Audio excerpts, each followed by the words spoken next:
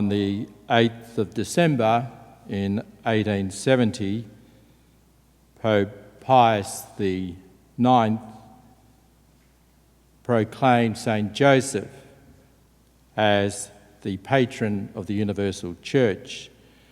So next year, only days away, we are celebrating the 150th anniversary of this proclamation. I bring that into today's homily because St. Joseph and Our Lady, together with Jesus, lived in this house, which is now in Loreto. It was the house that Our Lady received the Annunciation by the Archangel Gabriel to be the Mother of God. The house was situated in Nazareth.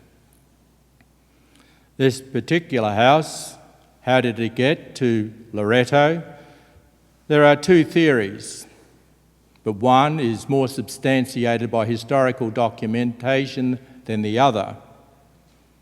The historical documentation announces that the particular house was removed because the Saracens were destroying the Holy Land shrines, and it was elevated and taken by the angels, Our Lady's angels, she's the Queen of Angels, en route, and that route went through Albania.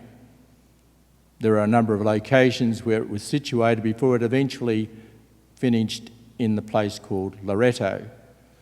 St. Francis of Assisi, some 60, 70 years earlier, had announced that in this desolate, unpopulated area, there would be a time where great numbers of pilgrims would be coming. The house itself is not on foundations. This particular story is documented, and interestingly, it was in the year of 1920 when Pope Benedict XV announced Our Lady of Loreto as the patroness of air travellers. The story you may remember is of Charles Lindbergh, the American first solo pilot who flew from Paris to New York in the year of 1927. He undertook this flight. It took him 33 hours and 31 minutes.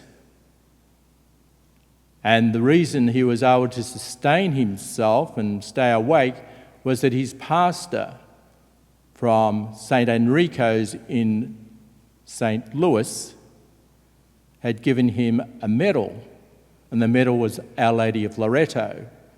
And when he would doze off to sleep while in flight, on this solo flight across the Atlantic, the medal would gently tap on the cabin and keep him awake.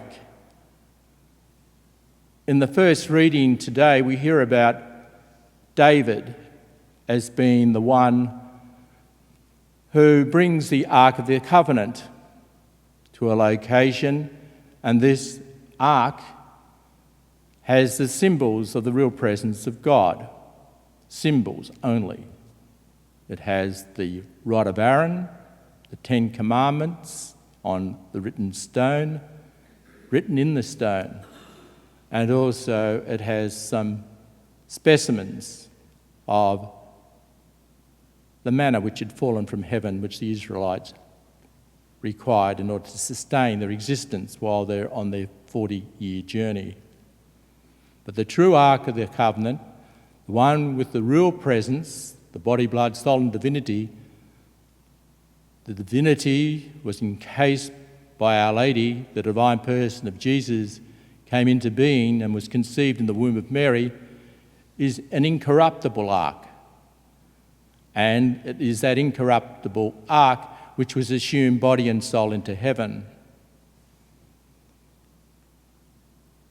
St. John the 23rd regards Loreto at the opening address for the Second Vatican Council as being the holiest place on earth, because when they returned from Egypt, Joseph and Jesus and Mary resided there. and they live most of their life there. Let us ask Our Lady to give us the insights of her life so that we can understand more fully the great love that she has for us and the ordinary life that she lived, that life which each of us are able to share with her when we consecrate ourselves to her to get to know Jesus more. Our Lady of Loreto, pray for us.